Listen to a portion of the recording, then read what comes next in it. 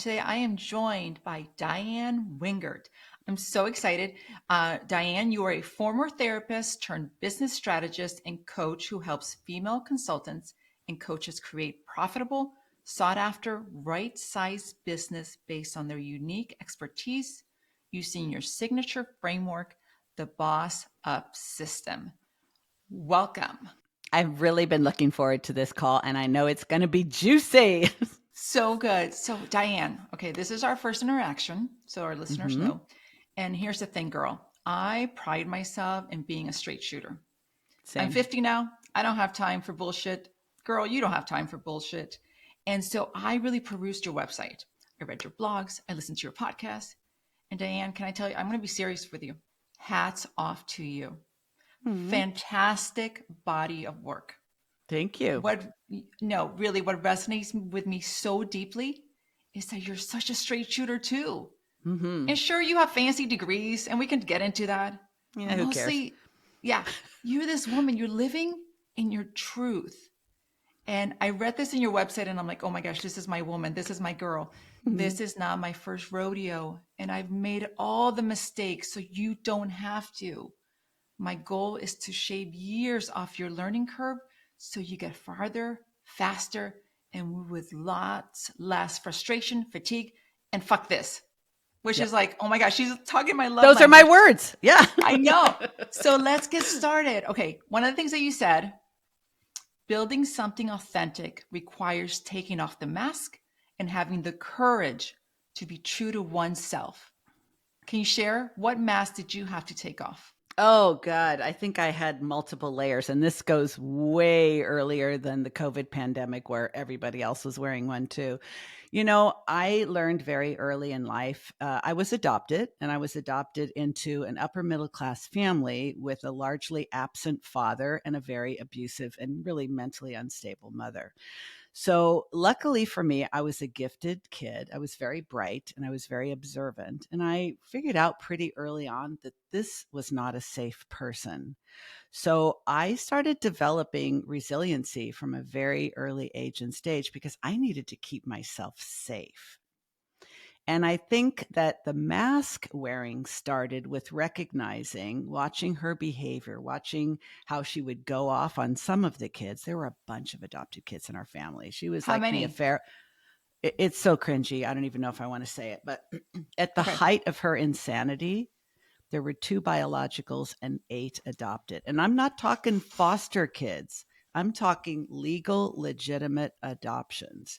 So the family got bigger and bigger and bigger, and she got crazier and crazier. And then it started shrinking. And it was literally the best way I can describe it without completely horrifying you is it was like a cross between musical chairs and Hunger Games. Like one kid after the next just started disappearing. Like literally, I kid you not, I would come home from school. There would be one less bed, one less place setting. A kid would just be gone. And I'm not talking babies. I'm talking like full on, like 6, 7, 8-year-old kids Where did they go? disappeared. Who knows? Oh, to Unadopted. this day, you don't Oh know? no, no. By the time everything was said and done, there were 2 biological kids and 2 adopted kids left. I have no idea what happened to the others. Oh, I honestly, and people always ask me because I don't blame them for being curious because it's such a crazy situation. yeah. Um, did you ever go look for them? You're probably Mm-hmm. wondering too. So I'll just cut Mm-hmm. to the chase because, as you say, I'm a straight shooter. I did not, and I'll tell you why. It took everything in me during childhood to survive this household and to prepare myself for my future on my own. I became extremely self sufficient. And the masks I learned to wear to get through the childhood and get out of that house and never look back was to be compliant, to be the consummate good girl, to get good grades, to never talk back, to if I did anything naughty or wrong, I concealed that shit like a professional criminal. And so I also had I'm sorry, Diane. Is that the only sure. reason you think you made the cut? Is that the only reason you were still standing at the end of all this Hunger Games, if you will? I That's a good, astute question. I thank you for asking it. I believe that even though she was crazy, I figured out what set her off, the Hmm. behaviors that the other kids would engage in that would set her off, and she would go after them. And I would try to tell them, don't do that. Can't you see that's Mm. why you're getting beat? And I was able to steer clear of those things and mask my other struggles, because one of the reasons why she would get rid of some kids is if they had learning disabilities or behavioral problems. That was a hell no for her. So I had a specific learning disability. I also had ADHD, and I was in the gifted program. So I was very neurodivergent, but nobody knew what that was back then. So I would do what I had to do. Like, I would cheat off other kids' papers, but I had the persona of the good girl, the teacher's pet, so I did what I had to do to get through and to get out. And I didn't really know that I had these brain-based differences until considerably later in life. I have a lot of shame. I wouldn't say guilt, but I have a certain amount of shame about setting the course to survive and not trying to take the other kids with me, because I just didn't think I had the bandwidth. I didn't think I had the capacity to do anything but get through and get out, and that's what I did. So there was a lot of masking going on, including not appearing to be bothered by one sibling after the next disappearing. I didn't Mm. question her. I didn't challenge. Of course, I thought it was crazy. Sure. I wondered why the authorities weren't at our door like every other day. But I was the quiet survivor. I just Mm. didn't give her a reason to be mad or upset. I didn't give her a reason to find fault with me. And so I made the cut, so to speak. And yeah, not I'm not proud of it in that sense, but I am very proud that I was able to figure out what I needed to do to keep myself safe and keep on going. Okay, well, this feels like this could be an hour conversation, but honestly, you're a child. You are just trying, an adopted child too, and you're seeing what's happening to your Yes. peers. Yes. You're surviving. So you have to give yourself a lot of grace to say, I did what I could with the information I had in front of me at the very young age, not to be Yeah. able to have the mental capacity to see the bigger picture. Yeah. So fair to, That's fair. I that is fair. appreciate that. Of course, because I come also from a lot of childhood trauma, and so I understand now as an adult, I can reflect back and say, "Oh, I wish I could have, would have, do." Okay, as a Mm, young person, you can't do you're a those. You kid. don't have the capacity to make those decisions. But so now that you understand all these things and you've done the work, and where you are today, when if I ask you, what do you stand for and what do you believe in, what really surfaces for you? I think what I stand for most now is encouraging other women to trust themselves. I think one of the reasons why we develop these masks is because we are socially, culturally, oftentimes in our religious institutions, all of our public institutions, from public school to corporations, we are conditioned to be good girls, to do what we're told, to not ask for more, to not challenge authority, to strive to not make mistakes, not be a problem to other people, not be a burden to other people. And we're rewarded for those things. I mean, people will say, oh, she's so nice, or she's so sweet. I used to think those are compliments too. Now I realize that they are reflective of how well you are performing a very narrow role that has been assigned to you, which probably has little to nothing to do with who you actually are.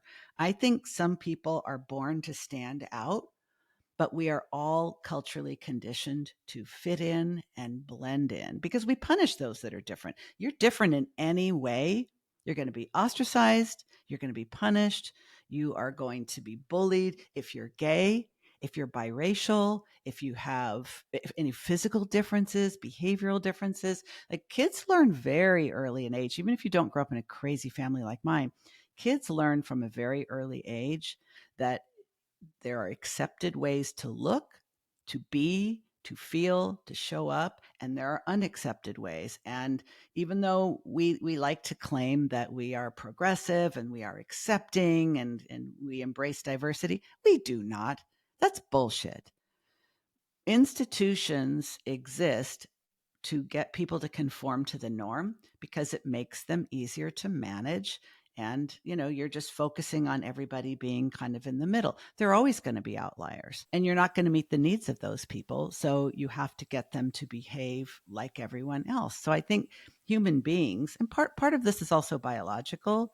Like if you think Mhm. back to our very, very, very ancient ancestors, like we're talking cave days, safety comes in the form of being part of the tribe, being part of the group, being part of the collective. If you're an outlier, you're going to get picked off by another tribe or a wild animal. So it's in our genes, it's in our DNA to be part of a group. But I think women don't often know who they are, what they want, what they need, what they prefer, what matters to them, what they stand for Mhm. until 50 or even beyond. And it comes as quite a rude awakening when all of a sudden your kids are grown and flown, your marriage is either blown up or barely functioning, your career is looking at you like, isn't it time to ease on down the road? And you don't even know who the hell you are.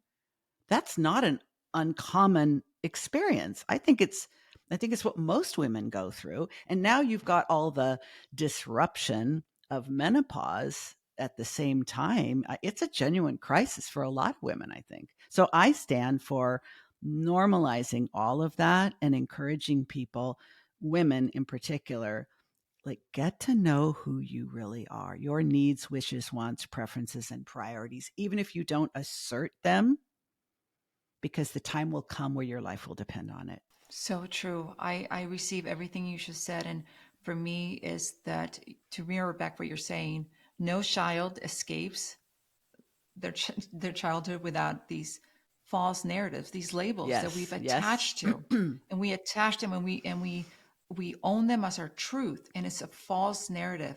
Hmm. So I agree with you from that perspective as well.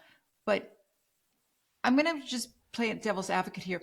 Do you feel though, in because you do work with a lot of entrepreneur women, is Hmm. there a flip side from being good girl, which Hmm. many of us are trained to do very well, Hmm. to feeling like, well, then I have to go compete in the real world. So I'm going to turn on the power side. And then the power side of us sometimes comes off like we're bitchy and strong and not really authentic ourselves, but we feel like we have to show up that way in the world.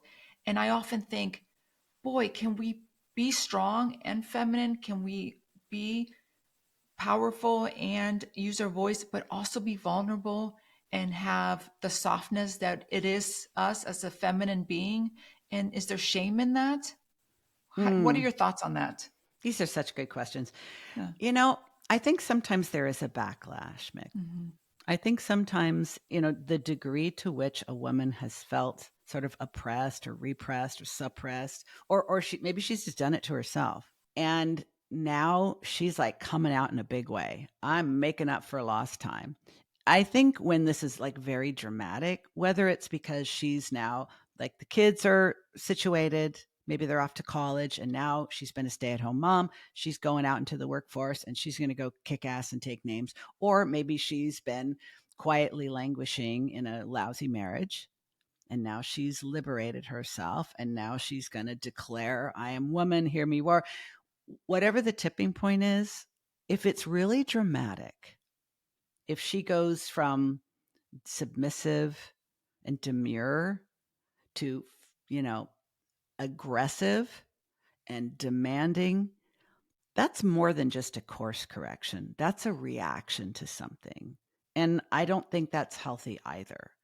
Because sometimes when we have a lot of buildup, like we're feeling like resentful, maybe we've been the good girl is the perfectionist people pleaser, just suppresses her own needs and just does what's expected of her and what's wanted of her. But maybe underneath that, she's seething. She is filled with rage. Once she gets to the instability, the chemical instability of perimenopause and menopause, sometimes all that stuff comes flying out like, holy cow, like she's a witch on a broomstick, you know? And sometimes that's a temporary, like, biological correction. But I don't think it's, I wouldn't say it's healthy behavior for a woman to be aggressive to the point that even people who like her are calling her a bitch.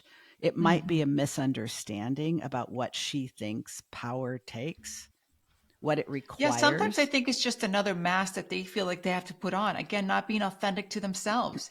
Like you actually can be really powerful and strong and use your voice and still be feminine and soft if you choose to be. I'm not saying all women are this way. I've noticed this either black and white. And Diane, maybe you feel this way too. I'm tired of women for us having a choice. We have to be this or that, career Mm. or stay at home, soft or strong. It's like these choices that we've been given, normalized in society, have have put us on these boxes, and we're just now desperately like, no, get me out of this box because I'm a lot of things, and I'm messy, and I'm still strong, and I'm brave, and I curse, and I'm all of me, all of you. Is a beautiful, complex package with so many colors, and that's what makes you so beautiful and magical. And so I feel this way about women. Yeah. This is such a great conversation. I agree with you 1,000%. As a matter of fact, I like to think all of the facets that we have are like colors in a stained glass window. Mm. You need all the colors to create the beauty of that window because they complement each other. And I Yes. have two thoughts about this. One, in a way, it's not our fault. I've studied neuroscience for 30 years, and how the brain actually works is at its most simple, like a simple computer. The brain works to observe, label, categorize, and store information to be retrieved later. We are accustomed from our earliest cave days. You observe an animal that you don't recognize on the savannah. You have to make a very quick determination. I'm observing this thing. What is that thing? Have I seen that thing before? Do I know what kind of animal that is? I don't have a label for that animal, but I do have a category of like animals that look like that. Maybe it's a cheetah and you've only seen a panther before, but what you know about panthers is that you want to run like hell in the other direction and climb up the highest tree you can find. So it's normal for human beings to want to put everything into categories, including other human beings. But I think we need to fight that because every person is an amalgamation of a variety of things. I think it's a shortcut that hurts us all. And it is one of the very first things that leads people to be biased and to have stereotypes and to become racist or transphobic or whatever. Because if somebody fits in this box with this label and you've decided which labels are good and which labels are bad, you've you stop paying attention to anything else about that person. They're So either true. all good or all bad. It actually takes more work in our brains to defy those boxes. And I do think, because I know how old you are, I do think that when we cross over into our 50s, this is the time where we begin to reject so many of the conventions and the conditioning and the conformity that we've to some degree more or less willingly gone along with until that point, because once we stop producing estrogen, we don't give quite so many fucks about what other people have to say biologically. It's the most fascinating thing. I want I to tell love you about a this. book. If you haven't read this, Okay. you're going to probably order it as soon as this call is over. The book is called The Female Brain. It's by a female neuroscientist, I think she's a I forget what kind of physician she is, but anyway, she's a physician. Luann Brizendine, The Female Brain. In chapter 7, The Mature Female Brain, I think my heart stopped and my brain wheels stopped turning for a second when I read, basically, I'll paraphrase, menopause, which I like to call the estrogen evacuation. When estrogen has left the building, and this is even true if you supplement, because as many women do, I'm on hormone replacement, I have been for years. When you're no longer producing your own estrogen, Estrogen is called the tend and befriend hormone for a reason. From the time we go and start having periods all up into menopause, we are under the influence of a powerful psychoactive substance that our own body makes called estrogen, which literally programs us to want to take care of others. It's why we're still here and not extinct. So when you go through menopause, it's literally, and it can happen suddenly or gradually, you literally go from, what the fuck is with all these? They're so ungrateful. They're so demanding. I literally want to run away. I don't want to care about anybody anymore. Fuck you all. And it's like, then they think, oh my God, am I getting Alzheimer's or what's the matter with me? And you go to your Right. psych. Then what does your doctor do? They put you on antidepressants. I'm not depressed. I'm waking up. My gosh, I've written this down. I cannot wait to get this book because you have just described me to a T. Of I am course, now on it's this normal. campaign. Yeah, like it's time we get selfish, ladies, is what I tell all my friends. They're like, Mm-hmm. self. I'm like, yeah, selfish. And this is how I. And they're like, oh my God, that doesn't sound like you, Monica. But no, it's not. Because if I show up as me, I'm going to be so much better for all of you, my entire ecosystem. Yeah. And you're showing up without resentment. Hmm. See, I think, we all know about time management. I think what we have to start practicing at 50 and up is energy management and obligation management. Because let's be honest, up until 50, most of our time, energy, effort, focus, attention, and dollars is being directed towards what other people want, expect, and need from us. And once the estrogen evacuation has taken place, we are now thinking, well, hold on, what about me? And if you don't know the answer to the what about me, because honest to God, nobody's ever asked you what you want because they're too busy trying to get you to do what they want. And now it's like, geez, what do I want? It can be really crushing to think, God, I'm this far into my life and I don't know what I want. Maybe I don't even know who I am. It's not your fault, my friend. You have not been given permission and you have not had role modeling or mentorship from more mature women that this is a natural part of life and you are about to cross into what very well could be the most interesting, the most satisfying, and the most fruitful stage of your life. But if you don't know what's happening, it probably won't be. And if you look to the culture around you, it for sure won't be because the message from our culture at large is if you're over 50, let's be honest, over 40 in many places, it is time for you to shrink and fade. It is time for you to shut the fuck up and go be quiet somewhere. And if you want to play pickleball, that's acceptable. And if you want to day drink and watch the reality TV, that's all good and fine. But don't even think for 1 second about being more visible and taking up more space because we're not interested. And that's why we have to do it. We have to give ourselves permission because otherwise we're missing the opportunity. So give me or give our listeners, your 3 tips for women reinventing themselves. One, adopt a mindset of radical self acceptance and begin to practice it. Radical self acceptance is very simple, and no one can give you permission to adopt this, including me. All it means is I choose to think that I am enough and I can continually work on improving myself. These things are not mutually exclusive.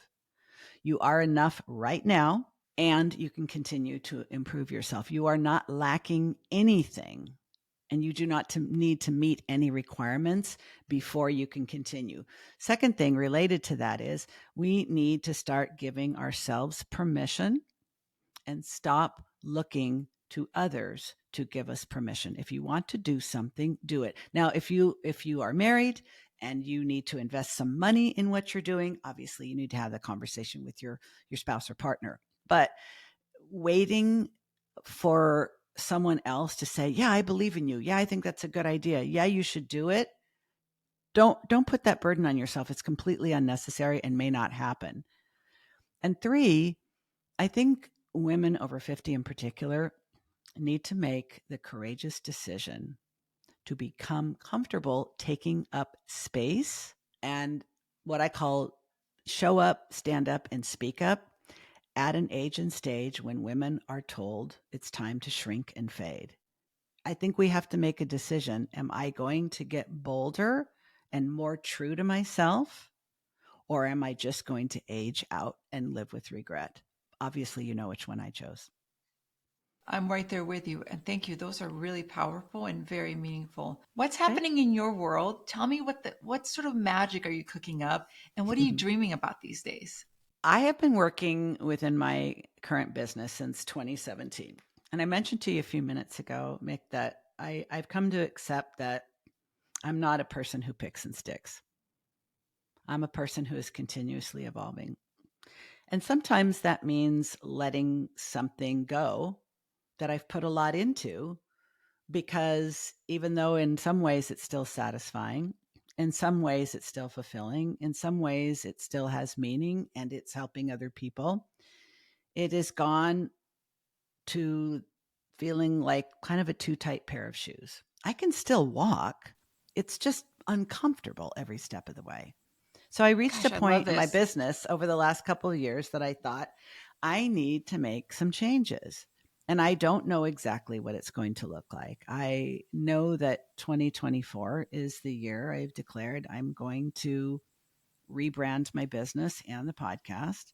I don't know where it's going to end up exactly. I've enlisted help and support from several different consultants that I'm working with consecutively. I'm going to be working with a rebranding expert and graphic designer starting in April. March is SEO. I'm studying the SEO about like what are people attracted to in my stuff. And it's just spending a lot of time with myself, um, and just recognizing what brings me joy and what makes me feel a little tired or resentful, what conversations I'm really not interested in having anymore, and which ones light me up. And I think I learned this lesson when I closed my therapy practice. I got all kinds of different responses from my then clients, and I found new therapists for each of them. But I learned then that most people are threatened by others' growth when it takes them in a new direction where they're not going to be going. They feel it's selfish. They might feel that you're abandoning them. And I've learned for me, when I need to grow, I can't look to anyone else to give me permission to do that. And people will be disappointed. And I accept that that's part of the choice to honor who I am and my particular journey. So, ask me again in a few months, but I know that there are big changes ahead. I've been laying the groundwork for that by spending a lot of time alone, going for long walks, journaling, and also having meaningful conversations with other people who have been part of my journey and are recognizing changes in me. And I'm interested in their feedback, not their permission, their Mm, observations. So I this love is going to be a this. year of a lot of change. And I'll tell you, I think this is probably one of the things that I think has been most meaningful for me in the past. When I would make big changes in my life, I felt so much confusion, guilt, and shame because everyone around me just does one thing indefinitely. And I'm not that person. And I realized I not only didn't have permission, I didn't have a lot of role models either. But since I've embraced it fully, since I've decided I am practicing radical self acceptance with being this kind of person who needs to live this kind of way and to honor myself, I need to let myself continue to grow and evolve even when others don't understand or approve. I'm in a place where I feel really good about that now, but it took some effort to get here for sure. I mean, I started the podcast saying one of the things that I admire about you is that you're a straight talker and you don't only talk the talk, you walk the walk. And circling back to your personal journey now is exactly what I'm talking about. You epitomize every single word, you live the words you share with others. I mean, this personal evolution that you're on, seeking this mastery, I'm here for it. I'm so excited. I cannot wait to see you on bigger and better stages, taking I see you in such massive platforms. So Hmm. keep going, keep doing you. You're such a bright light. I really do appreciate you. And the nuggets of wisdom that you've shared just in our hour together is something that I'm eternally grateful for. Well, this is just the beginning for you and me, right? Yes, let's do this. So, listen, is there anything else? Do you want to leave our audience with some of your handles? Of course, I will include everything in the show notes, Yeah. but how can people find you immediately and follow you and listen to you? Okay. What I like to say is if you like the sound of my voice Mhm. and you like what I have to say with it, you should definitely check out the Driven Woman Entrepreneur podcast. And I'm sure that you're going to link to it. And if you are either struggling to start a business or you are struggling in that business and you don't quite know, like, what is going on with me? I'm putting in the time, I'm doing the work, but I feel like something's holding me back. I created a quiz called, not surprisingly, What's Holding You Back? And there are 6 different common patterns that I see with female solopreneurs, patterns of belief and behavior that tend to hang people up and make them less successful than they could be. So I'll give you the link. You can put it in the show notes. Take the quiz. It's going to tell you what your result is. And then you'll get a short series of emails that are going to give you a ton of resources for how you can start addressing that obstacle and getting it out of your way. Fantastic. This is wonderful. Thank you so much again for being here. So, make it a great day, everyone. Thanks again, Diann.